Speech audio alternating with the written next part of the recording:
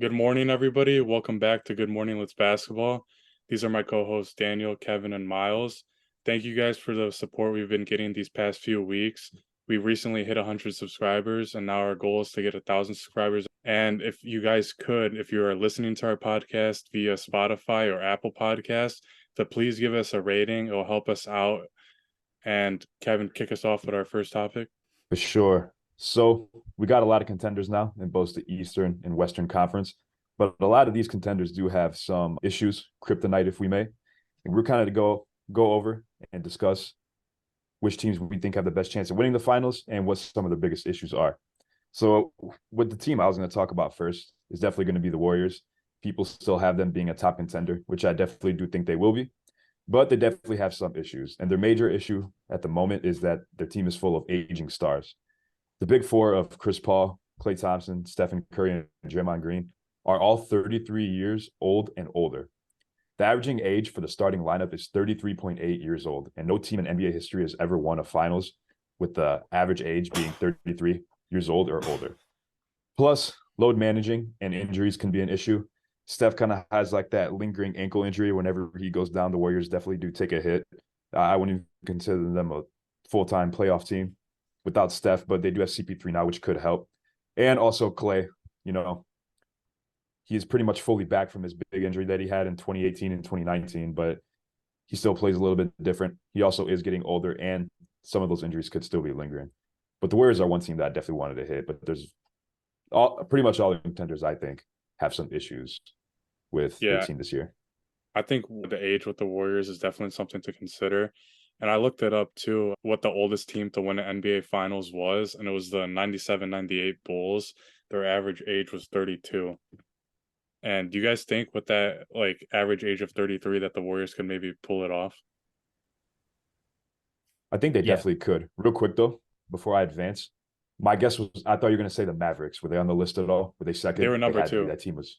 I was going to say that team was full of fossils. They got old ass Jason Terry, bro. Jason Terry, Jason Kidd, Dirk wasn't even in his prime technically. Who else? Stojakovic was there. Shawn Marion, don't forget. Shawn Marion. I said Shawn Marion was there. Oh, the Matrix. Bad. What about was Devin Harris on that team or no? Because he was probably a fossil too. Damn, I think he was there after that. I'll go next, and I just want to say, we learned the hard way.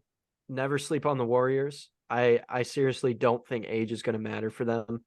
If there's one team that's going to be able to break that chain of old teams not winning, it's going to be them.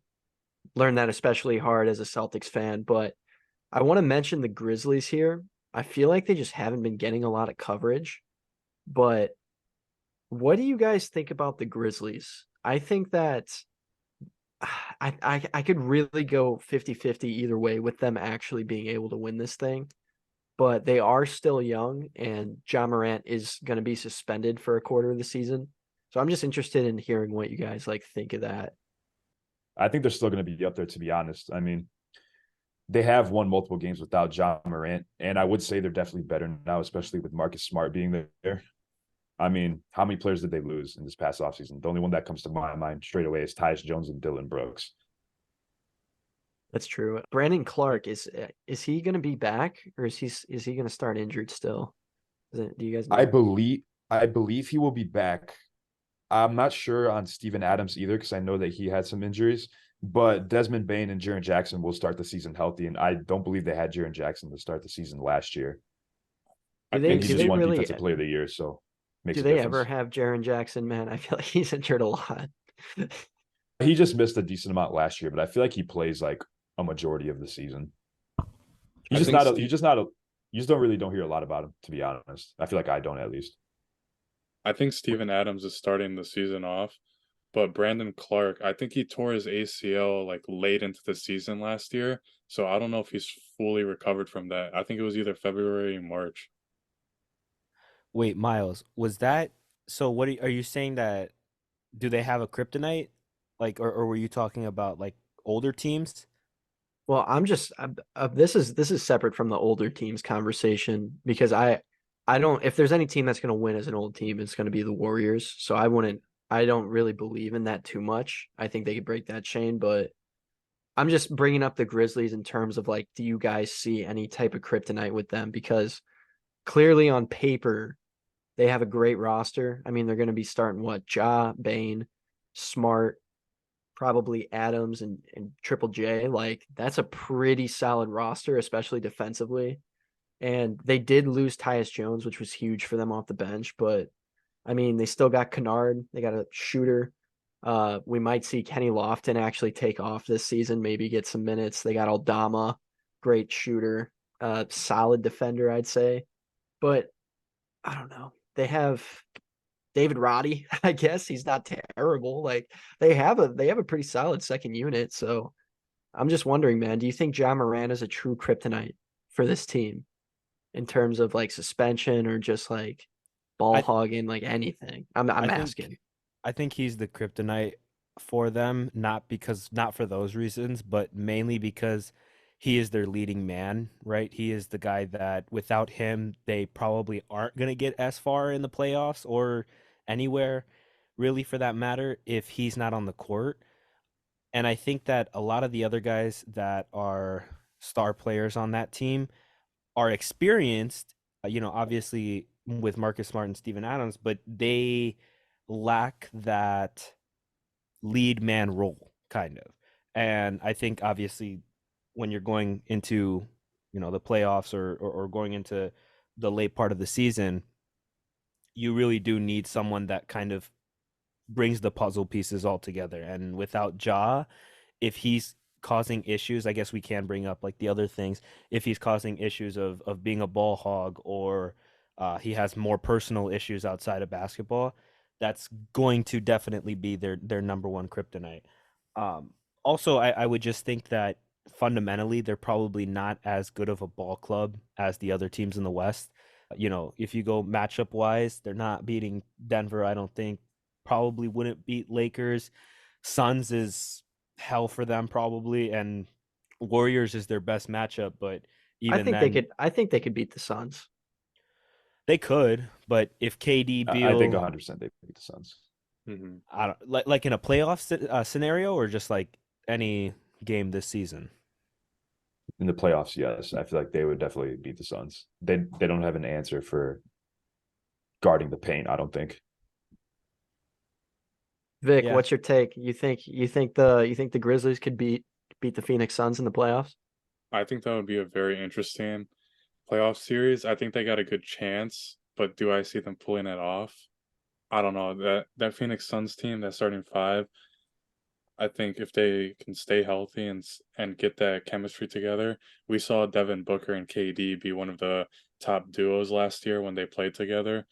So if the Grizzlies can find the answer to stop that duo, then they could beat them. I'm surprised that you guys are very much in the favor of Grizzlies, just because I mean we really haven't seen this group on the Suns play together, and I know that on paper, obviously these super teams always look great. How well do they play on the court is the real question. But to me, I don't know. I see something special coming out of Phoenix. I'm not necessarily saying that they'll win the championship, but I am saying that I would definitely take them over the Grizzlies if they play to what I hope they play to or what I think they will. Yeah, but I just feel like Phoenix in that series would just get absolutely killed on the boards. They don't really have a big in there that can keep up with Triple J and even Steven Adams offensively and defensively. That's why I feel like they would just completely But diminish. but And the do Grizzlies also a pretty good defensive team with Bane, Triple J, and now Marcus Smart in the starting lineup. you can be a great That's defender, but true. you know more than anyone else in this podcast if KD catches fire and starts dropping points and he also has Devin Booker as an outlet pass, that's a very dangerous combo. And I Well, think that defensively, yeah, they'll be strong, but I don't offense has won championships pretty regularly. And I don't know, I just like them more, I guess. But yeah. But I want to ask you guys, so what do you guys think the starting lineup's going to be once Ja comes back? Is Marcus Smart going to go to the two and then Desmond Bane to the three? I think yeah. Well, I uh, mean, didn't they have yeah, Aldama starting this season? Right? I think he Yeah. started some games, I believe. They have what? Some games. Adams, Triple J, Bane, Ja, and who is that? Who else? Who Dylan am I Brooks. missing? Oh fuck yeah, Marcus Smart is starting. Are you kidding me? I don't know. Dylan. They just paid Dylan There's Brooks money, didn't they? Dylan Brooks the isn't on the Rockets. Grizzlies anymore. The Rockets did. The Rockets did. You're close. Wait, did I Dylan was Brooks actually start for Yeah. real? Yeah. Yes, he started. Damn, bro, that's crazy. Dylan the villain.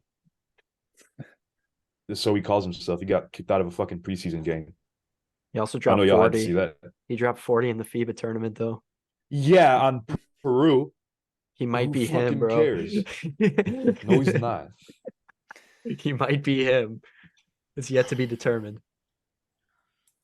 But yeah, I don't see anyone else starting over him. Honestly. Because D Rose is coming off the bench, but he's playing more of a veteran presence on the team. They got Luke Kennard, David Roddy, and John Conchar. Oh, I forgot about Conchar. Conchar's starting until Ja comes back. Yeah, I guess so, man. That's crazy. Tyus Jones, Yeah, I man. I definitely think know. Go ahead, Kev. Sorry. I was going to reiterate the starting lineup, to be honest. I was just going to say I think it would definitely make sense to have Josh Smart, Bane, and then Jackson and Adams in there. And that's a pretty big lineup, too. Bane is like a pretty big guard, both height wise and size wise, and he's very quick. And he can shoot the ball very well. I mean, I don't know why people aren't covering them as much, man. I feel like they fell out of the spotlight, but this team could do some damage, bro. Well, this has They probably can. been I think they're a very good team. I think the reason they're not in the spotlight as much is because like this offseason was nuts. I feel like with the accusation of Bradley Beal going to his Suns, and then Damian Lillard going to the Bucks, and then possibly James Harden getting another trade. It's just been a crazy offseason so far, and then Wemby as well. There's just been a lot of NBA news. And FIBA too. Just that whole thing. True. I also feel like the Marcus Smart trade, like more people focused on the fact that Porzingis was on the Celtics rather than Smart going to the Grizzlies.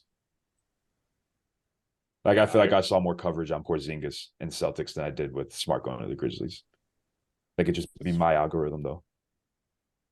Nah, I think it's just because like unless you're a Celtics fan, I don't know if people necessarily see how impactful Marcus Smart is besides defense. That dude can pass the ball, man. He's a distributor. And I think that's going to be huge. Yeah, exactly, bro. I think that's going to be huge for Memphis too. Like not even just defense. Just getting everyone involved. Like he fits exactly what they wanted Dylan Brooks to be. But instead of Marcus Smart chucks, but instead of chucking like Dylan Brooks, like he can distribute too. You know what I mean? Like it's not just shooting awful shots and shit. Like you'll get some here and there, but he could pass too, man. Plus, I feel like he was like another voice in the locker room. True. You know, he had like a huge veteran or like presence in the locker room that was felt throughout the whole team. He kind of reminds me of like maybe a smaller Draymond Green. One thing I do want to bring up real quick is this is a bit off topic, but I'm gonna say it anyway. People call Marcus Smart the culture of the Celtics, but if you watch the Celtics in the playoffs and you call that the culture of the Celtics, then Marcus Smart needed to be traded. What does that mean? Can you elaborate? Because I don't really remember what he was doing. Man, I'm just saying not him specifically, but that Celtics team in the playoffs was just brutal to watch, man. Going to 6 with Atlanta. Obviously, we know they lost to the Heat. Like, dude, there was a very apparent culture shift after Ime left. And people say Marcus Smart was like the culture of the team, but I don't think like obviously it didn't hold that much weight because their culture was fucked in the playoffs. But that's off topic. We can go back to our conversation here. For my pick of like who I think is a main contender for this championship and what their kryptonite is the Phoenix Suns. Personally, I really like them on paper, and I know that we've discussed about how on the rebounding side and having a presence down low are obviously big questions for Phoenix, but I think that they do have a really good chance, and I actually do put them over the Lakers and over the Warriors this year and over other teams in the West, primarily just because of how much star power they have, obviously. What I will say is that their kryptonite could be a number of things. I'm not saying that KD has interpersonal relations problems with teams or anything like that, but what I will say is that he does have, let's say, a negative track record, right? And I do think that that is definitely going to be one of the main questions: is how happy is KD in Phoenix? Does he feel like he can win a championship? Does he actually have a good chance? What are his teammates saying about him? How well are they giving him the ball? All these other things, right? Aside from that, I would think it would also just be Devin Booker being Devin Booker. I don't know, in a playoff scenario, you would think that KD would be your primary ball handler. You would hope, but these are all going to be things that are going to come into question once we get closer to that point in time in the year. So I think interpersonal relations with teammates is probably going to be a huge kryptonite for this team. I think that with so many star-studded players, or however you say it, it's definitely going to need to be a conversation that the coaching staff and kind of the fans in general have in Phoenix of like, hey, these are our guys. It's not, damn it, Devin Booker and Bradley Beal aren't carrying their weight, KD's carrying, or vice versa. I think mainly their biggest problems outside of having a presence in the paint as well as injuries. Obviously, that's always going to be a kryptonite. I think that their biggest problem is just going to be playing well together and living up to the hype of what they could be on paper. I want to say that this might not be kryptonite, but an X factor for them is going to be Bradley Beal's playmaking. I think as a third option, he's definitely going to have to take a big playmaking role, especially with Chris Paul being gone, who really filled that position. I'm just looking at his stats. I mean, he's grown as a playmaker. He's averaging roughly 5.4 assists. I know that stats don't tell the whole story, but that's why he's an X factor. We got to see where he comes at, because obviously he's going to be the third option behind KD and Booker, but just being able to get it going for his teammates, I think, is going to be huge for them. So that might be a kryptonite, assuming he can't play make. Yeah, in my opinion. I would definitely agree with that, to be honest. I mean, I always kind of saw Beal as more of just like a pure scorer, which I don't really feel like the Suns need, having KD and Devin Booker. So, like you said, if they're going to want to win a championship, then Beal will definitely have to take a backseat in some scenarios and try to be that playmaker for them. But he's definitely not going to fill that role the way Chris Paul did. Yeah, no way. You guys think so? No. Go ahead, Vic. Yeah, go ahead, Vic. No, I was just saying, I feel like what Kevin said earlier too was, I didn't even think about it, is on the rebounding, they're probably going to get killed as well, as because they lost DeAndre Ayton and now they have Yusuf Nurkic. And it's not like Nurkic is terrible, but I think that's a slight downgrade from DeAndre Ayton. I don't think KD's gonna be helping them that much on the board. He's averaging like 7 boards, you think? I'll check it. I feel like that's a huge component, is rebounding in the game, because those second chance points that you can get off of rebounding on offensive possessions are huge. Yeah, he averages 6.7. But yeah, for sure. I think just in general, just to touch on so we don't miss them, is the Nuggets bench being gone. They have we've talked about this in the last pod, but just quickly, the Nuggets bench, they had an 8-man rotation, 7-8. Jeff Green, Bruce Brown off the bench, someone else, and I'm probably forgetting, but Christian Brown. So they really went 8-man deep in the playoffs, and now Bruce Brown and Jeff Green are gone without true replacements. But also the Celtics bench, same story. Haven't looked at the Bucks roster, but they might be in a position, but to a lesser extent, to have that same problem. But those are just three quick ones that I'm going to rattle off here. But let's have some fun. Let's talk about the Lakers. I feel like we don't talk about the Lakers enough. What do we see? Hey, before we talk about the Lakers, I want to say 2 things about what you said about the Celtics and the Nuggets. The Nuggets, like you said, their bench is not as good as it was last year. Losing Jeff Green and Bruce Brown was huge. because Bruce Brown played a huge defensive role for them. In the playoffs, they had the best defense when with Bruce Brown, and I don't know how good their defense is going to be losing him.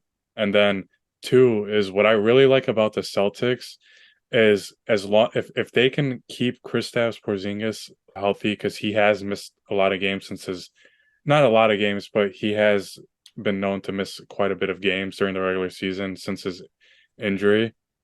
He And also if they got can injured in keep FIBA. Don't forget too. that's true. So if they could keep him healthy, and then with Al Horford, he's getting up in age. I think he's like 37 or something. They have like a unique roster because they can go small ball. They can go if they could just match up with any team in the NBA, I feel like. But back to the Lakers. Before we go, that's why losing Rob was so huge, bro. People sleep on that loss. That's huge, especially when your bigs are Porzingis and Al Horford. You have an injury-prone center and then a center who's 37. So that's going to be tough to deal with. But let's talk about the Lakers. Kevin, I want to hear from you, man. What do we think? What do we think? I mean, I would say Lakers honestly have the same issue. It kind of relies on the help of Anthony Davis. He said on media day for the Lakers that his plan is to play all 82 games this season. Side eye. I really don't think that's going to happen. Honestly, Daniel brought up a good point the other day when we were talking about this. You almost don't want him to play all 82 games. You kind of need him for the playoffs. They definitely need him for the playoffs. He's arguably their best defensive player. Also, so yeah, I would say Anthony Davis's health is the number one thing that the Lakers have to worry about. The fact that LeBron is a better option to be available entering year 21 than Anthony Davis kind of said something about that. And also, they're a pretty weak team without Anthony Davis. Over their last 26 games, they were 12-14 without him.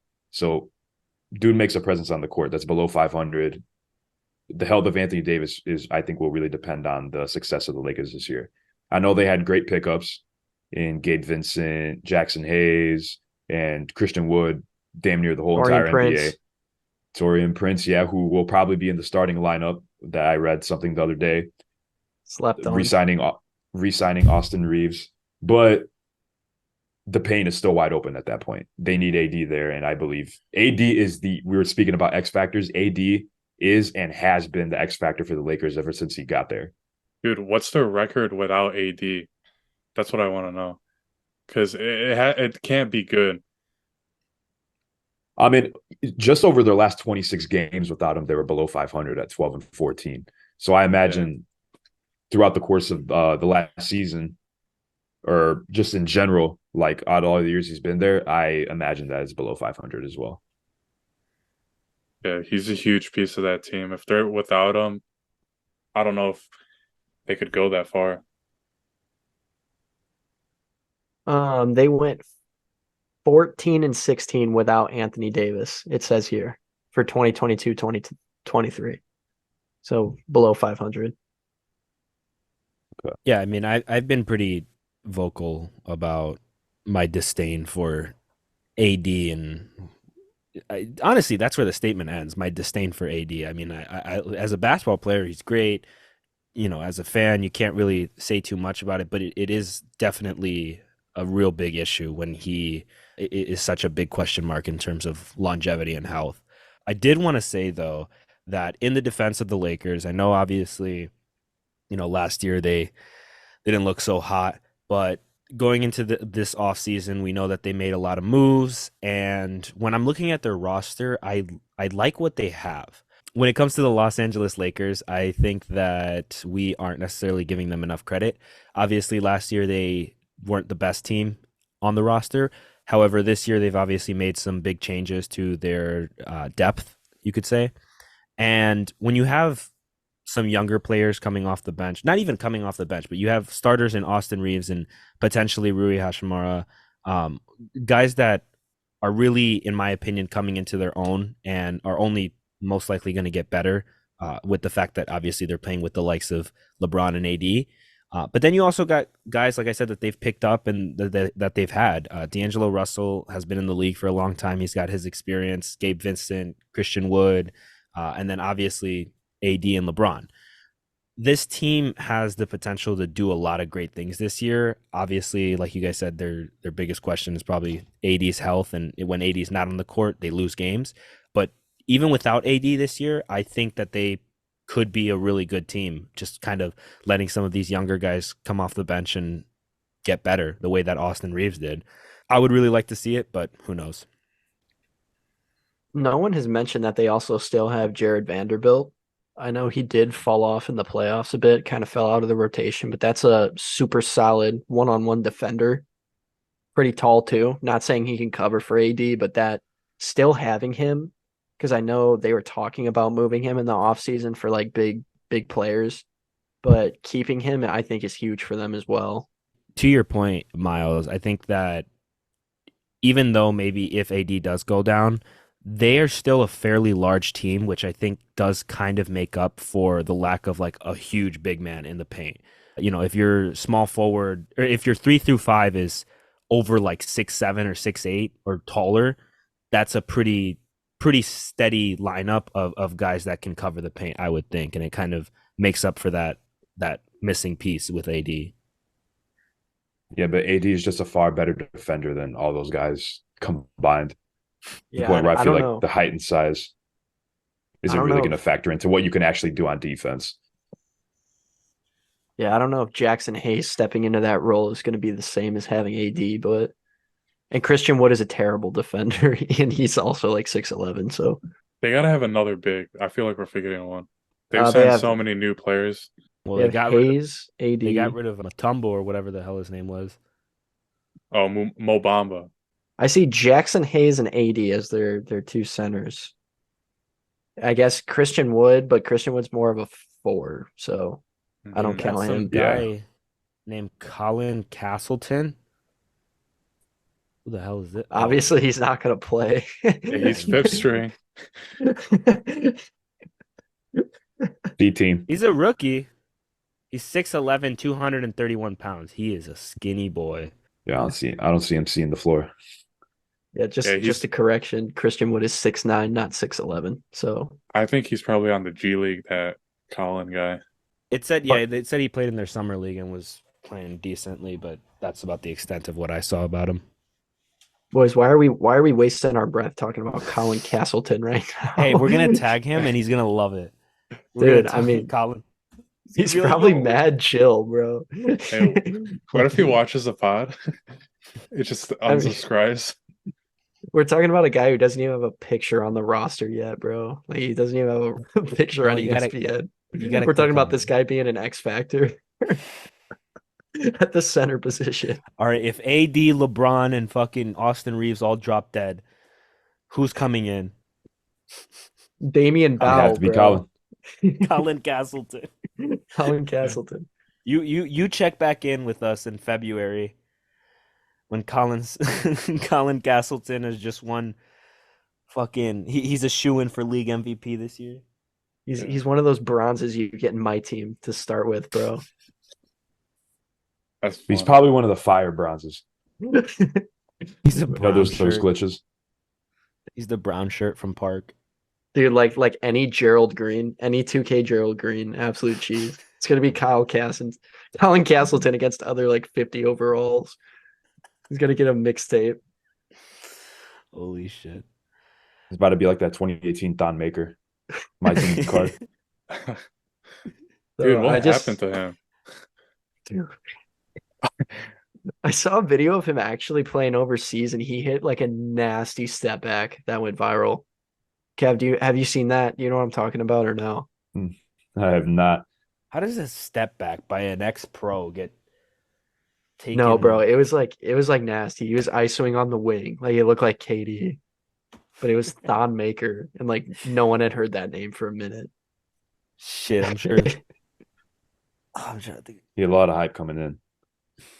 Bro, Colin Castleton only averaged 14 points, 15 points at Florida. I don't think he's gonna play this year, man. That's not bad for a Yeah. center. 15? That's not bad. I mean, They probably got him with a late pick. true. They did. They True. did. He's a rookie. Yeah, too. Oh, he was undrafted. They signed him. Oh, Okay, yeah. decent. Final No, verdict: Colin I'm moving forward. Castleton, X Factor for the Lakers. X Final verdict. So we got one Woj bomb about a week and a half ago of Damian Lillard getting traded, but there's still one more idiot out there on the trade block that we're still going to see what happens to, and that is James Harden. He did return to Philadelphia training camp the other day. I'm still not influenced that he's going to be suiting up for Philly anytime soon or ever. But there was a report that the Los Angeles Clippers actually did offer him a trade.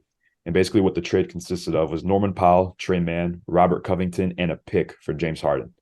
Philly actually ended up denying this trade because they obviously want more, but LA isn't willing to increase their offer because they believe that they are the only team interested in still trading for James Harden. And I would definitely agree that they are the only team interested in possibly trading for James Harden. But do you guys think that's enough for Philly? Are they being a little bit too picky? Because I personally don't think he's going to suit up, so you might as well just get some pieces and assets, bring Robert Covington back to Philly. You know, he's a very solid player. Trey Mann is actually a pretty damn good guard, I think, as well as Norman Terrence Powell, Mann. too. Terrence Mann. Trey Mann and Terrence Mann, very different. Terrence Mann. I always mix up their names. I always mix up their names for some reason. No, that's fair. I knew what you meant. I just wanted to clarify so we don't get shit on in the comments. Daniel got his get back. Daniel doesn't know either of those players. He didn't get shit. He doesn't know Terrence Mann, Trey Mann. But he knows Devin Vassell somehow. I still don't know how the fuck he knows who that is. You don't know Devin Vassell either. But yeah, do you guys think Philly's being a little picky, or do you think they should accept this trade? I say why not? Harden's not going to suit up. Get him out of there. He's a cancer. Might as well just fucking ship him out. Make him happy. Norman Powell, Trey Mann, Robert Covington, and a pick for James Harden. That's it.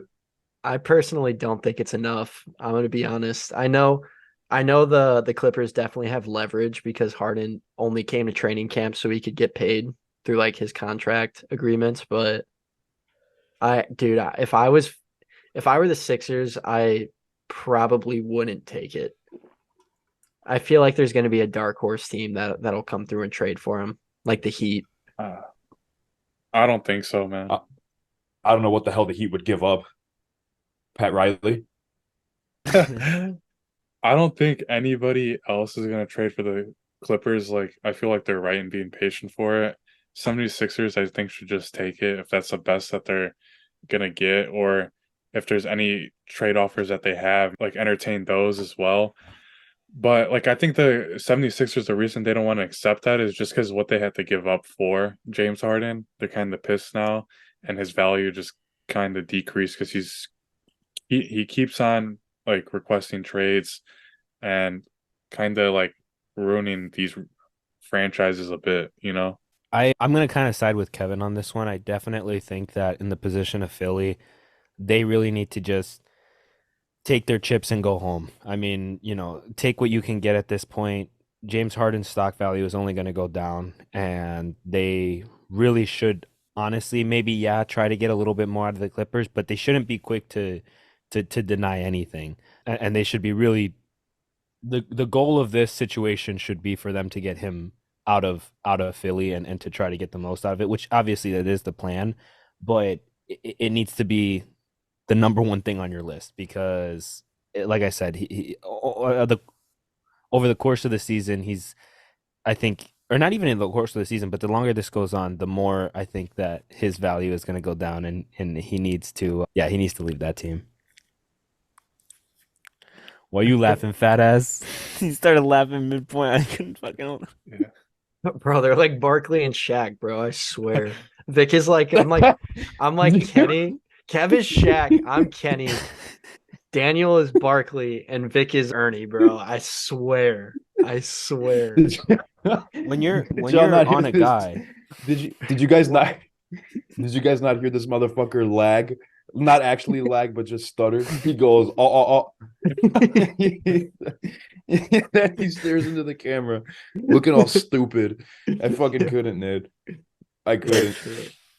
When you got a guy in front of you and he's banging on you. When a guy is banging you. No. Daniel's Chuck because he's fat. Yeah, what the Yo. That's why he's Chug. Anyway, bro. Kevin's Shaq because he can't move laterally. Shut up, bitch. All right, all right, all right. Oh, Back to the topic at hand. All right. Norman Powell. How old is Norman Powell? He's 30 years old. So I think Norman Powell can help them. Just looking at the numbers, 3 and 2, damn near 48% field goal percentage. That's a pretty solid player. I guess Norman Powell can help them. I just don't think it's enough, man. Like you're trading. I know James What is Harden's out. enough? Dude, that's what I'm saying. Like I know it's James Harden, bro. Like I know he's fallen off. But that guy is still like what does he average? 25 and 10? Like come on, man. Bro, He's leading I'm the not league in impressed by assists, that isn't he? though. No, I believe Tyrese Halliburton did, but Okay. He's up there though. He's I'm probably top 5. but also Norman Powell, if I'm not mistaken, was a top candidate for sixth man of the year last year. He came off the bench for the Clippers at most of the time whenever there wasn't an injury in the starting lineup. So even if he doesn't crack the starting lineup, which I don't think he would in this scenario, just because they have Maxey and they still have Harris, who knows shit, Covington can even come off the bench too. Like this trade would just really benefit the bench for Philly, I think. And I feel like they should focus on that more right now rather than trying to acquire another star. I really don't know who else they're trying to get from LA. They're not going to give up Kawhi. They're not going to give up PG. The only other person I can deadass think of is Westbrook. And fuck that. Like, I just think like you have the reigning MVP who's in trade. He's in trade rumors. They're talking about if Did they you say lose. reigning MVP. Yeah, the reigning MVP, Joel As in he Embiid. just won it. Yeah, he's reigning. Oh, I thought you were talking about Harden. Continue. That's my bad. Anyway, bro, don't interrupt me again. No, I'm Continue playing. with your bullshit. What I'm saying is, we all know Joel Embiid is really leaning towards getting traded. At least that's what the speculation is. Assuming they don't, if they're shit this year, he's gonna request the trade. He's gonna request out. And I think for that reason, that's enough to not focus on the bench and to try to bring in a star because it's your last go around with Embiid, and you also have Maxey. I mean, you have Tobias Harris, but we saw. I mean, they almost beat the Celtics last year. Like either I know the Celtics lost to the Heat, but Celtics took the Heat to 7, and the Heat went to the finals. So like. I think if they were that close to beating a team who almost technically went to the finals, I think that's like, I think you're right there. Like you just need the star. You need the star to put you over the edge. I think without another star, they're not a contender. I don't The think logic that you just the logic that you just displaced was the Bulls were pretty close at beating the Nuggets one time last season. So ideally, if they cracked that plan, they could have went to the this finals. is a 7-game playoff series. We're not talking about the Bulls Yeah. almost winning one game. This is different. I know, but like the like what you said was funny. It was like, oh, we beat them, so technically we're better. Like that's just like I don't know. Like that's what it reminded me of. Like it was funny.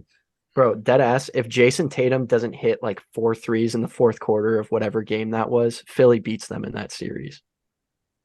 I believe that was game 7. He had like 50, didn't he? Or 40? It was Yeah, it something was like something. that. It was 6 or 7, I think. It was that close. He had a game. That's all. It was, Yeah, and it was all in the fourth. If he doesn't go Well, off in the fourth, they win that game. They take home the series. They blew like a 3-2 lead or 3-1. I can't remember what it was. It's just, dude, they are on the cusp of being there. It's just, I think they need the star. But they just been on that cusp for so long, man, and they never got past the fucking second round. We're talking about Philly, Like, right? Ever. Yes, think- we're talking about Philly. I think as long as Embiid is there, you need the star. Once Embiid is gone, obviously you don't need the star. But with him being so close to leaving.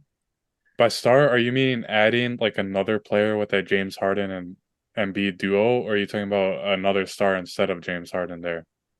I'm talking something instead, like you have to trade James Harden for another guy who can maybe not fill his role all the way, but like be a star. Like Norman Powell doesn't count as a star. Terrence Mann doesn't count as a star. Like, yeah, you get a couple guys, but they're so wing heavy already. Like, what are three more wings gonna do for you? You know what I mean? I think without another huge name, not just a big name, without another huge name in Philly, they're not going to compete with the Celtics or this Bucks team realistically. But I do see your point. I do see how you say that Philly has been very close many times, and going into the playoffs, they always seem like they could have a chance, and they play well in playoff games and all that stuff. But like you said, they're just missing that fundamental one missing piece that gets you over the edge. And we don't know how they would have performed against Western Conference teams either. Like had they gone full power, would they have beat, any of those teams when they won? Who knows? I think they're really just stuck between a rock and a hard place, man, because they need I think they need a star to replace Harden, but there's just not a star on the table. And that's what the whole problem. I mean, that's what we're discussing. That's the whole problem. I think as an NBA GM, I wouldn't probably want to give up one of my stars for James Harden. Can you think of a team that would probably give up their star for James Harden? If the Heat don't have to give up Hero, I could see them working. But Who would they I give think up that though? exactly. Like there's no one to give up. You have a good point. I can't There- I can't There's argue with you unless he's going to like the Magic, but obviously he's not going to let that happen. And then again, I wouldn't want to give up because I think the Magic are one of the youngest teams in the NBA. I wouldn't want to give up a young player for Harden either. I know I've word on the block says they're trying to do a 3-team deal or a 4-team deal that involves like Buddy Hield, that has names like that. Like Yeah. I can't get into it because I don't know the full extent of the trade to explain it all, but I know they're looking for a third team See, to now bring in someone. that would make sense. If there's a third team involved, that's probably how this trade is going to have to be handled. I could see that happening because that's what happened with Dame. Like more than two teams had to be involved. So I'm seeing this as a very similar scenario, to be honest. Yeah. Let's go I KD think to Philly KD to Philly. in 2 years. I don't think Embiid's going to be there in 2 years. Yeah, Probably. I think the Sixers are screwed, man. Also, I hate that franchise because they're Celtics rivals, so I'm actually glad to see them burn down. Fuck that process. The one that Process never is started. processing. It's been processing. Dude, if Ben Simmons never fell off though, it's such a different story. And if they chose Jimmy Butler over Tobias Harris, For real, bro. Yeah. That's crazy. Dude. that's absurd. That'd be actually like a fucking nasty team. I don't Dude, know. they were close. That Kawhi hit that dagger. Game 7, yeah. I think, speaking of just Miami, dude, I think Miami's in such an awful spot, bro. Like, They dude, are. they They have get any better. Hero and Butler, and they lost Vincent and Strus. Like, they still have Kyle Lowry on the roster. Like, dude, it's bad. It's bad over there. If you're Yeah. the team if you're a team in the East right now, you've got to be thinking like we're a ways away. We're a few years away from being contenders again. I just like, dude, how many G Leaguers are there that can start filling those roles for them again? Okay, well, I saw something They the keep other finding. day that NBA executives or NBA GMs, something along those lines, were saying that the Miami Heat probably got the steal of the draft with Jaime. They voted him as probably the steal. I also forgot to mention Bam. So Bam's on that team too. But yeah, I've heard a lot of good things about Jaime. Is that how you say it? Jaime Jaquez? Yeah. Yeah. I have heard good things about him. I just want to clarify that my parents were like, "Oh, look, they drafted a Mexican." He's like Mexican by descent. They asked him what his favorite food was. He said hamburger. Like It's like Paulo being Italian. Like Yeah. he's not really Italian. Yeah. Paolo Banchero. Look It's at like- the Italian man. It's like Daniel being Mexican. But no, what I was gonna say about Jaime was Or what I was Kevin being gonna say about Macedonian. was gonna be what I was getting at with Jaime. I don't have faith in him because when he got drafted, they're showing dudes hustle highlights at UCLA. Bum. Like, It's can always he a do bad anything sign. else? It It's is. always a They were bad showing sign. they're like, he does a great job of getting on the floor. Who It's gives like, a yes, fuck? so does everyone else in Miami. You know what I mean? Yeah, like We talked about Austin so Rivers yeah. going there. He'd probably get on the fucking floor. I mean, damn. He'd be mopping Yeah. it. Austin Rivers is looking for a team, but is any team looking for Austin Rivers? Like, it's the same shit. Nah, man. Buy that I think Nikola not. Jovic stock, man. I've heard good things about him too. I And like how he him a played in lot. FIBA. God, you went He Victor fu- on this motherfucker. I Bro, just don't he's- get it. I've heard some I things don't about him get it. too. Bro, he just He graduated hasn't high school. played. He just graduated high Oh, school. How is he in he's the destined for league? greatness. How old I is don't- he? Dude, I don't know. Wait, But am I thinking of I the same just player? I saw something in this like summer that like they were like Nikola Jovic just graduated high school, and I was like, bro, how's That this can't dude on be the? true, dude. He's Doesn't he have 20. a full beard? No, Oh. he's clean shaven. Oh, never mind. What does that have to do with anything? Yeah, he acts like there's no people in high school with beards. The image that I had in my head of this dude, I think I was thinking of Udonis Haslem. Nurkic. Oh, Or Mirotic. That's who he was thinking of. Nikola Mirotic. He was thinking Peroantic. back to the James Harden thing. I wanted to ask you guys. So, if James Harden was a free agent, do you guys think anybody's signing him? Someone will undoubtedly sign him. He's just such a financial burden. Like, it's hard to say. Oh, I was gonna say the opposite because we've talked in length about how one of the main things that James Harden provides is ticket sales because people want to watch him play. That's not what I meant by financial burden. He can fuck up the Charlotte Hornets. Okay, I see what you mean. If worse I comes meant to that worse. he's going to ask for way too much money because he's been getting that the past few years of his career. Right.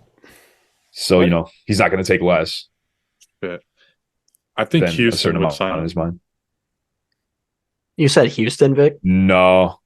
Ime I don't Udoka think already so. shut that down in a he Oh, literally shut that yeah. idea down in a press conference a while back, like 3 weeks ago. He I said, forgot nope, about we that. didn't think about it, never pursued it. That's literally what he said. I have a But we never lot of thought about stock in Houston, bro. I think they're gonna take their pieces and build. I don't think they're gonna make a bunch of huge trades for stars. I think If they there's- have their foundation right now.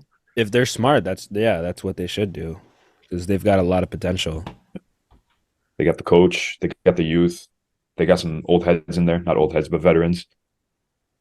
So it could be decent, but they're also in the West, and the West is pretty damn good.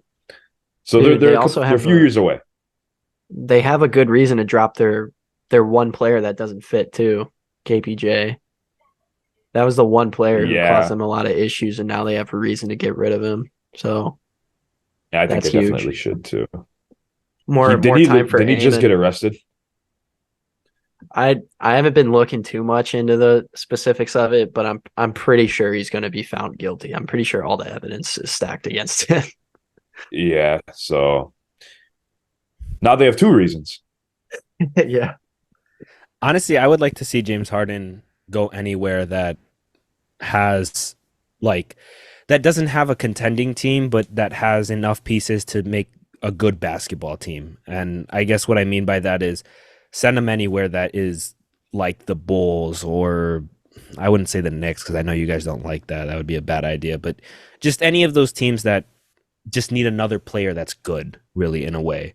They're not going to do anything with it, but they're just going to be a better overall team with a more true score or whatever you want to call it.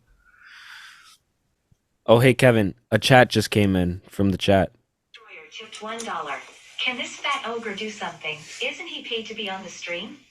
Eat someone already. You had that one locked and loaded. Eat someone already, man. Oh my god. I can only imagine what that fucking long sleeve you've been wearing the past 3 days smells like. All right. So we're gonna, on that note, we're gonna move on. You can't fuck with me, kid. So we're on the topic of dark horses today. We all have a team in mind that we believe this season can make a good run in the playoffs, possibly make the finals.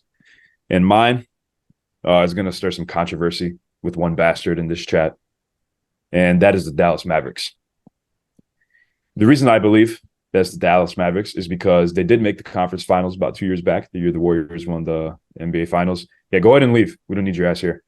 But the reason why I'm picking the Dallas Mavericks is because we heard Kyrie say something that I thought I'd never hear him say. He said, "I wish I had got drafted to Dallas." Apparently, he loves it in Dallas. I know we had speculation that the Brooklyn tried to stick it to him. And I know Miles is going to bring up when he said that he would love to re-sign back to Boston if they would like to have him And back. Brooklyn And he and the didn't. Cavs. And he didn't. That's 3 teams, by the way.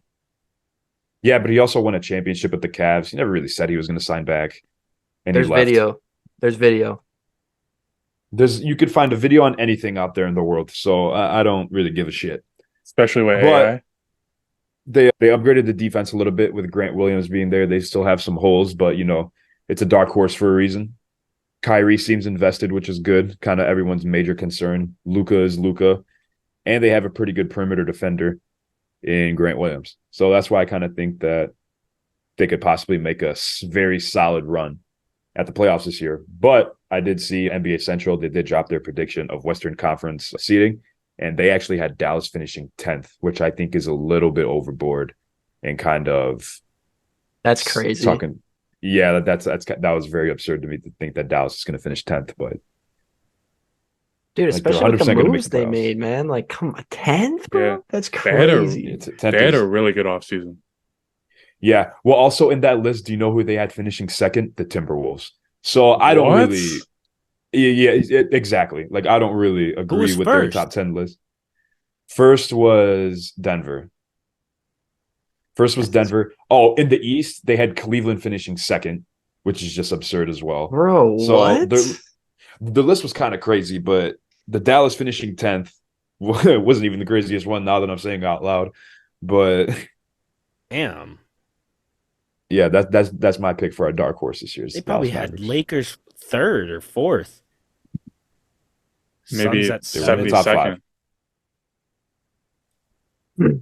I don't know how much substance this holds, but I have seen some reports that Dante Exum, who they signed this offseason, who played overseas for a couple seasons, I heard he's coming back with a much more defensive-based mindset and as a more mature player.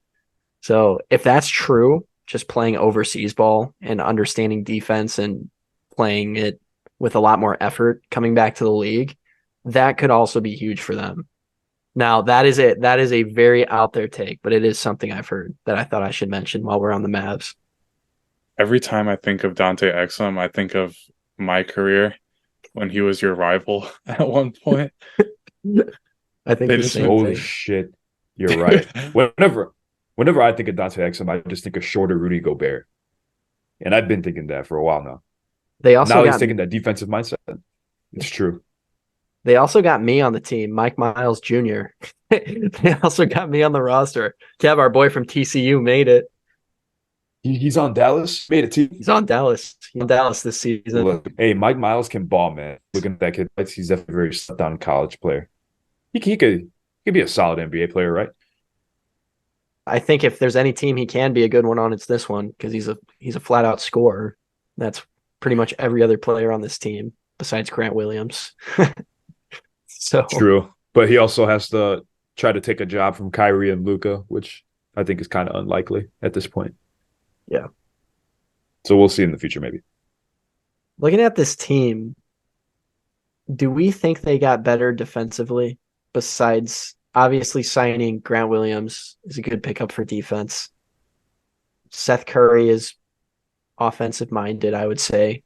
Pretty much a pure scoring threat. Obviously you have plays Luka. serviceable defense. Yeah, I can agree with that. How do we feel about Josh Green? At Do you best. think You think Josh Green's taking the step this season?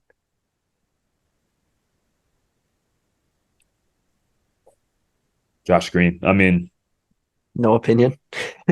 I'm thinking. yeah, like literally, like to me, it's kind of just like another head in a way.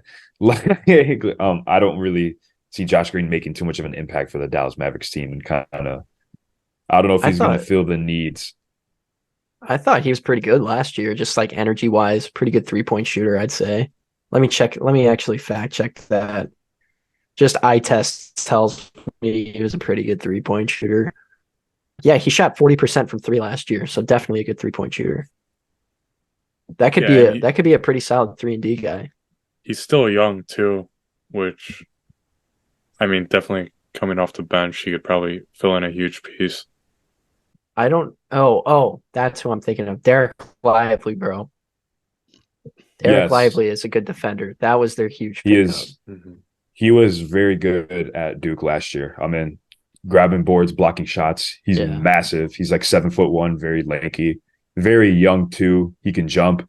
He's a very much better Dwight Yeah. Powell. But like a lesser Rob A Williams type player, maybe. Would you say? Yeah, I would say so. I think he can do a little bit more on offense than Rob Williams can. He's actually a pretty good. He's pretty good in the post. We didn't get to see a lot of his post action in college just because that kind of wasn't like their play style. And they had another big there who kind of took over the offensive workload. But he can score on the basket. He has very good post moves. But his primary thing is his defense. And honestly, I can completely forgot about Derek Lively. I hope he can like thrive in that role and really find some minutes because if he touches his potential, he can be really good. I personally, I don't see this team as a dark horse simply because I don't think their defense is there yet. But I can see this team making some moves maybe in the next couple off seasons, bringing in maybe some slightly better role players, having their young guys adjust. But I could see them in a couple seasons. I could see them in a lot better of a position. Absolutely. All right, who's next? Who we got for dark horses? I Let guess I'll Daniel go. Let him cook. No, not Cook. No, I him- don't know. I'm a big fan of Westbrook. I always have been, always will be. I will stand on the hill and die saying that he'll be You'll be good the for only the one next there. 5 years. Yeah, I know. Here's the thing. Next 5 years, he's been bad for the last two. I know. No, that's a stretch. I'll let you keep going. No, it's you're not wrong. I mean, he's had a bad few seasons, and we've talked about how it doesn't really look like he's going to get better. He's probably just going to keep getting worse, which is super unfortunate. But I still hold out hope. And if Russell Westbrook can be the player that I expect him to be, and that a lot of fans of OKC and Russell Westbrook have of him, then I think this team could be really special. The Clippers. I think that there has been some recent like reports, and there's even a video of like Kawhi, Paul George, and Russell Westbrook like basically running down and backs, but kind of just throwing the ball around, getting comfortable with each other. And obviously, that's something that most likely they've done countless times in practice. We just haven't seen too much of it. But I hold it as a good sign that this team is hopefully becoming a little bit stronger in terms of their chemistry and kind of just in terms of how comfortable they are with each other on the court. And I think that bodes well for this season. I think that they could be a team that could shock a lot of people in the West. And there's a lot of things that would probably need to go wrong for some of the other teams in the West in order for them to really shine. But I hold out hope. And I think that that Clippers team has the necessary weapon. It's just really about, Kawhi and Paul George handling that situation of who can take more load management days off well. And once they figure that out and they have a comfortable, okay, I'm going to miss half the season, you're going to miss the other half, hopefully they can play some good basketball when they actually touch the court at the same time. But yeah, that's my dark horse pick is the Los Angeles Clippers. Vic, Who else we let's thinking? hear it. New York, Cleveland, Chicago. What you got? I got the Sacramento Kings as my dark horse team. They finished third in the West last season. Now, granted, the West did get stronger, but I still think that they got a good young squad with Sabonis, Fox, Keegan Murray, Malik Monk. They got a good lineup, and I think the only thing that's holding them back really is playoff experience. They haven't made the playoffs since I think 2004 or something like that. So if they could they almost beat the Warriors last year in the first round. They took them to I think 7 or 6 was it? I can't remember exactly. But if they could take the Warriors that far, I think they could go and have a deeper playoff run than they did last year. It just has to, it just depends on who they match up against. And if you want to hit that plus 5,000 on DraftKings or FanDuel and put some money on them, maybe they can make a finals run. I don't know. We'll see. But will the NBA allow it? Will the NBA allow the Kings to make it to the finals? You're talking about that Lakers and Kings series? No, Is that why you're bringing no, it I up? think he's just asking the question though, honestly. Do we think that the NBA would let the Sacramento Kings be in the finals next year? Honestly, with their fans now, it might be more plausible because their fans were lit last season, dude. They were crazy. They were, man. I will say, Lighten the Victor. beam. Yeah. I will say, Victor, you definitely reminded me of how good the Kings were last year, and kind of just the fact that I don't think they made a lot of changes over the offseason. Have they lost a lot of players, anything like that? I don't think they lost anybody. I think they added Sasha Vezenkov. I can't pronounce his name. What the fuck But is that? I don't know what other moves they did, but besides add him, I'm That was pretty the sure. equipment manager. They got Duarte, right? Duarte was on the Pacers. Yeah, they have him. Yeah. That's a good pickup for them, I think. Yeah. He's a Yeah, good so I shooter. mean that was definitely a good pick, Vic, because They are lost. definitely. Oh, never mind. I'm tripping. They still have. I thought they lost Davion Mitchell for some reason, but he's still there. I'm lying. Oh, they got a solid team, and then like Deere Fox won. I don't think the award matters too much, but Clutch Player of the Year. I don't know if he was in the most improved list at all or not either, but he's definitely Oh, improving every year, and with Sabonis, that deal is pretty good. Dude, they are so young. That's Yeah. crazy. Yeah, Herder he and was a very young Fox. squad. he won Dude. most clutch player of the year yet last year. Something like that. I think it's a new NBA award, or it's like one of those SB awards. Oh, okay. I So don't in know. 5 years he'll end up joining Giannis again, or he'll end up joining Giannis. We'll see. Bro, 4 out of 5 of their starters are under 28. That's crazy, bro. Good. Who's the one Less who's older? injuries. The one that's oldest is Barnes, and he's 31. So he's Yeah, like approaching the end of his prime. But like, I mean, you need a vet, dude. He's him and okay. I'm sorry. Him, Alex Len, and JaVale McGee are the only 3 players on this team in their 30s. yeah. That's crazy. And Harrison Barnes was NBA champion too. And an Olympic gold medalist. I think Well- JaVale McGee's a good veteran presence too. In my Oh, yeah, he head, definitely is. though, I imagine JaVale McGee getting like bitched around by the 25-year-old guys in the locker room.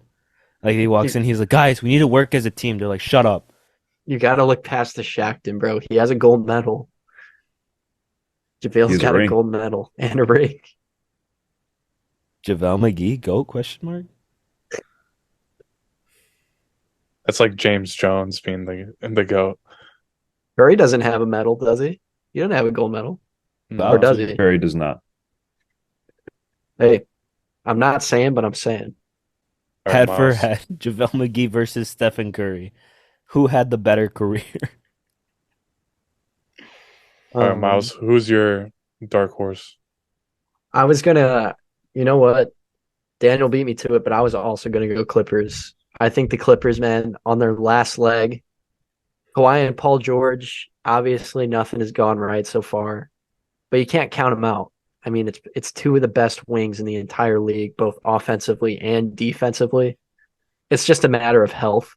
And I think this season, I think this is the one for them. And I believe this is honestly, I know every season we say it's their last chance, but this is the last dance for them. Are their contracts expiring after this season? I think I don't know. I believe it's 2 years. I don't want to think confirm Westbrook's that though, is 'cause I one, could be isn't wrong. it? I think Westbrook's was 2 when he left. Honestly, Yeah. 1 year, 2 year, it doesn't matter. I think if they don't make some kind of significant run this year, I think it's over for them. And I also think that's why they're trying to trade draft capital and their young player, their up and comer, Terrence Mann, for Harden. I think they're just trying to go all in and make a splash and just like make something happen, because if they blow it this year like they have the last few years, like it's over. I honestly think that this year. And I think they're gonna go out and give it their all. I think not being able to rest games, yeah, they're injury prone, but I mean, Paul George is on the roster and he said playing more makes you get injured less. So for whatever that's worth, but I think they could do it this year. I think they have the talent. I think objectively they're a solid team, solid roster. They're a dark horse for sure. Would you say, Miles, that this team offers Kawhi Leonard a better chance of winning a championship than his Raptors team? That's a hard discussion because he did win a championship with that team. But on paper, do you like what this team offers him more? Well, honestly, on paper for the Raptors, all I saw was Kawhi Leonard and Kyle Lowry. Obviously, Siakam and Fred were there too, but that was like their breakout years. I mean, they might have been pretty solid the year before, but no one took them seriously, I don't think, until those playoffs started and everyone got to be exposed to their true potential. But on paper, I think that this roster, I think that the Raptors roster might edge them a little bit this year, but that first roster, when they first went there with like Trez, six-man end of the year, Lou Williams, Marcus Morris, younger Marcus Morris, I think that roster definitely shits on that Toronto roster on paper, because that's what you asked, on paper. Yeah. But yeah, this year's iffy, but it is what it is. So to close out today's episode, we have a cool hypothetical for you guys. From the years 2010 through 2012, we saw almost two of the greatest super teams ever formed in Chicago and LA. These are the two biggest what-if teams, in my opinion, if they were able to pull it off. So in 2010, around that time, Chris Paul got traded to the Lakers, but it was vetoed by David Stern to avoid fucking world domination, basically. But also around that time, LeBron was leaving Cleveland, and Chris Bosh was also on the market as well. Before Bosh was acquired by the Miami Heat, the three of Chris Bosh, Dwayne Wade, and LeBron had considered joining D Rose in Chicago.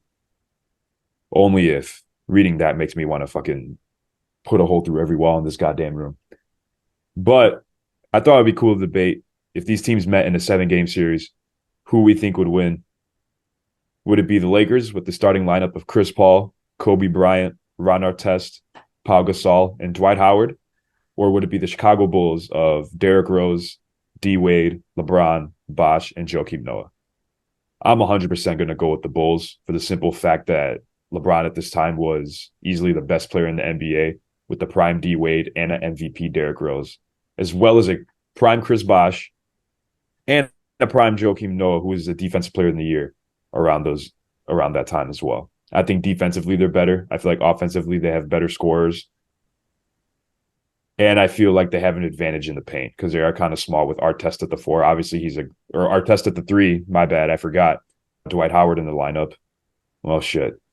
That kind of changes this. That's what I was going to say. But he could shoot though. Yeah, I forgot about Dwight Howard. He's not a terrible shooter. Oh, I thought you were talking about Ron Artest. My bad. No, I was talking about just like defending the paint. I think the Lakers probably do have the edge. They definitely have the height advantage with Gasol and Howard. Joakim Noah is a great defender. I feel like he could definitely do his, I don't want to say shut down Dwight Howard, but he could do his thing on him. As far as Chris Bosh and Pau Gasol, that's definitely a strength matchup. but Chris Bosh can definitely stretch the floor a lot better than Pau Gasol could at the time.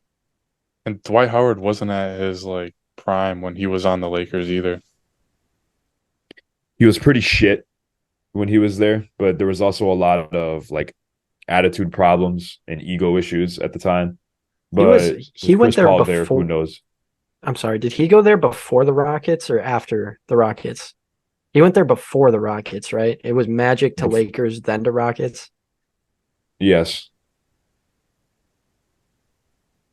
Dude, I I don't wouldn't call him shit. I think that's just a product of his team. He's 1 year out from being a top 5 most dominant player ever. Yeah, I wouldn't say he was shit those years, but he definitely wasn't Dwight Howard. That's true. I think But that's like I said, that could have changed. That probably would have been completely different with a starting lineup with Chris Paul in there yeah, and all the other pieces that they have as well. can we go ahead and assume that it's like Magic Dwight in this scenario? Just because you have Chris Paul on the team too, which is gonna help. How about no? If that I'm yeah, just kidding. that's kind of what I was getting at too. Like part of the reason that Dwight Howard wasn't very good on the Lakers is because the Lakers did struggle when Steve Nash was there. Obviously, he was very old, but I think it would be a completely different scenario from what we saw from when he was actually on the Lakers. I agree. I would just say that for the Lakers, to me, I think that they seem like the more. I don't even want. No, I can't even say the more complete team at all because it's not like they are. I would just say that the Bulls maybe have weak points in the matchups of Chris Bosh and Joakim Noah versus Paul Gasol and Dwight Howard. But even that, I don't love because the punch in the mouth that was the big three in Miami definitely would still be relevant in Chicago, and then you're just adding an MVP caliber point guard in Derrick Rose, and I just think I'm agree with Kevin. I think that with the first through four positions being so locked up with Hall of Famers, it definitely is. It means a lot, and I think that team would probably hold the edge over the Lakers in a 7-game series, but it would be close. I do think that obviously it would go the distance of 7 games. It wouldn't be a blowout or anything I don't like think that. so. I do. I got Bulls. I think this might sound crazy. Maybe 4-1. Damn. That's how that's how much I like. A That's gentleman's how much I sweep. like that roster. That roster actually of D Rose, Wade, Bosh, and LeBron and Joakim Noah is actually like bizarre. Hey, we need to run that in 2K. I think. We need to run that in 2K and see who wins. You'd have to do like the all-star team up shit, man. That team would be so hard Just to like beat. just like do it in the like was it my GM? Just put them together and I know, but I'm saying like the only team that I would play against them with is like if I handpicked from different generations players. hmm. 'Cause that is an elite squad right there. Miles doesn't seem to agree. So you all three picked Bulls. Yeah. All right. I'll start like this. Let's take a moment to appreciate how insane of a series this would be, because just thinking about a series like this makes me fall in love with basketball again, honestly. But y'all are underrating CP3, bro. This is prime CP3, the point god. I know D It's Rose prime was an D-Rose. MVP, but all I'm saying is, man, CP3 can affect the game in a lot of ways other than just scoring. So could Derrick Rose, but not to the extent of Chris Paul. And For sure. Victor, I would appreciate Victor if you looked at me during this argument, because I'm gonna need you to consider what I'm saying right now, because it seems to me that your decision is locked in, and I'm here to change your mind. Now, I mean, you said this would be a fun series to watch. Victor equivalized it to the Nuggets versus the Heat this year. that's crazy to think that the Lakers want to get more than one game.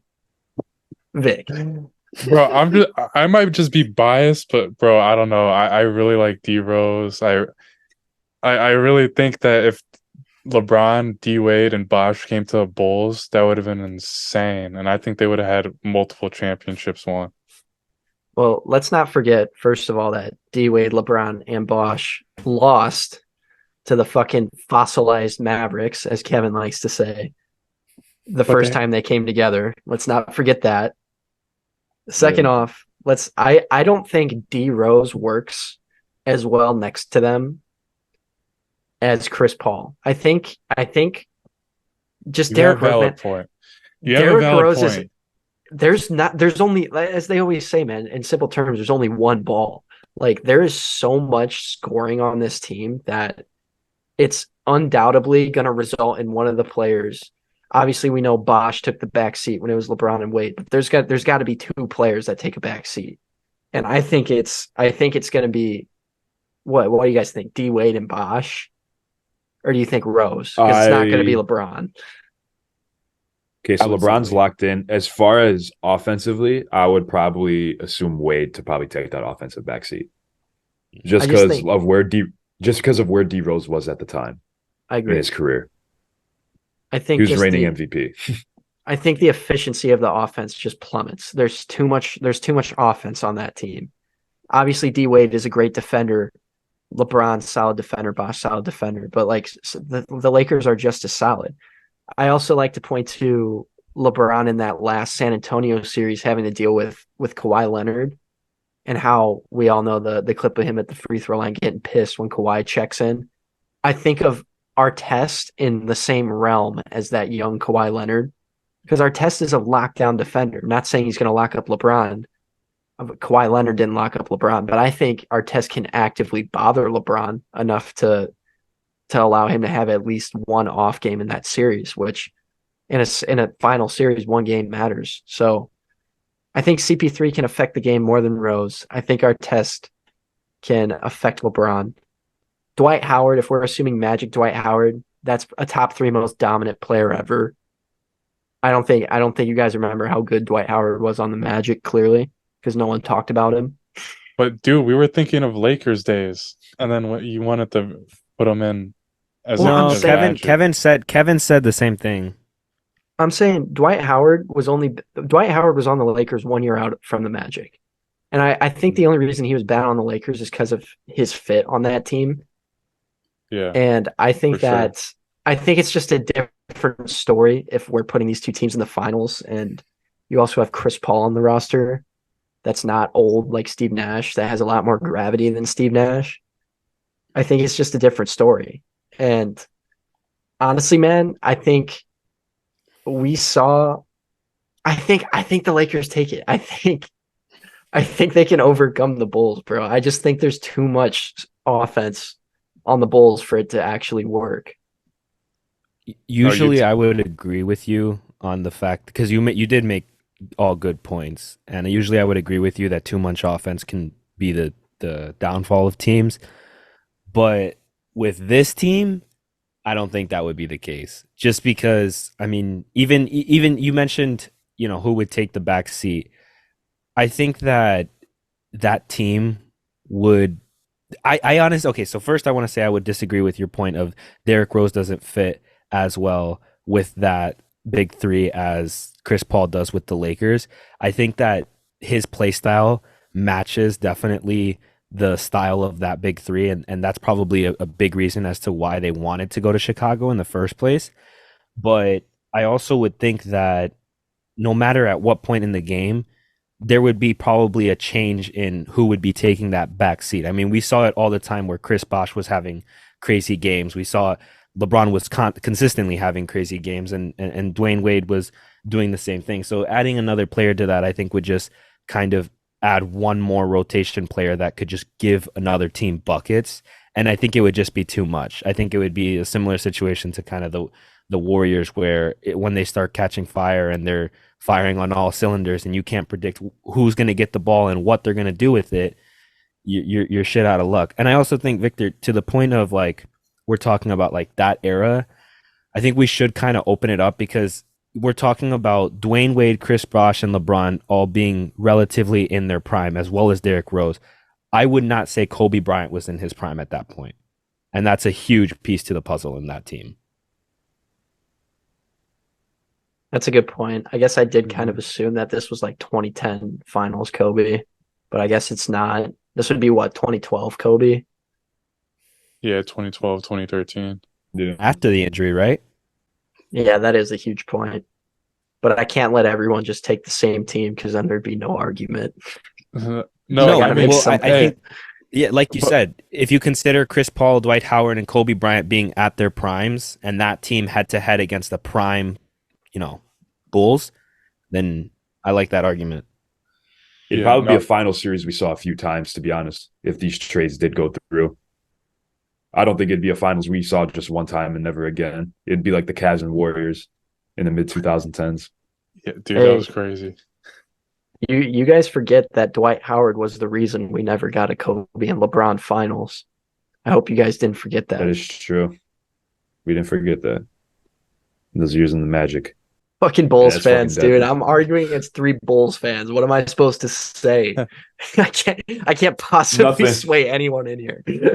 Hey, no, you did get This me is a just little me being bit. biased. You did give me a little bit because you did bring up good points about Chris Paul being a better playmaker and defensively better than D Rose.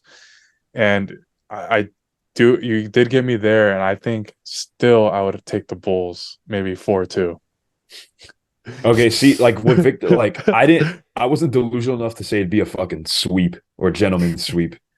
I Like, think it it's would at be a least very- 6. It's at Bro, least I'm just, Yeah. hey, I'm just being a confident Bulls fan, man. That's all it is. Yeah, you don't get to be that very often. No, not anymore. They took boy. it away Not from no. us. Not in a while. They gave it to us and then took it away. Zach LaVine wants to play on Team USA though. But does Team USA want him to play? Nope. See, it's back to the Austin Rivers rhetoric, It's just So does DeRozan though. He said that too.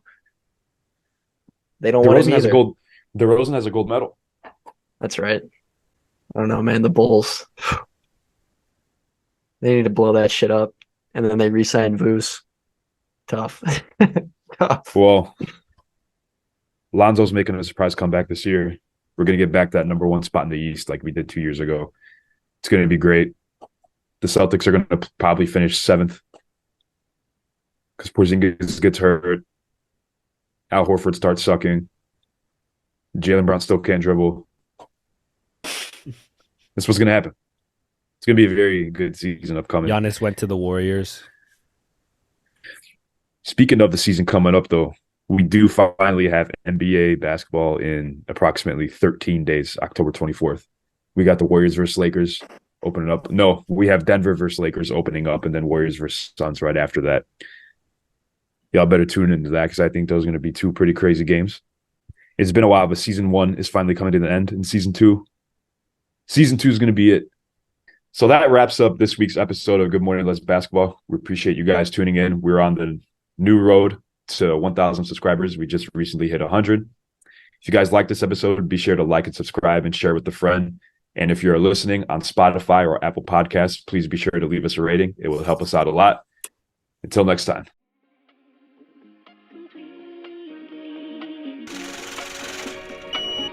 Tonight.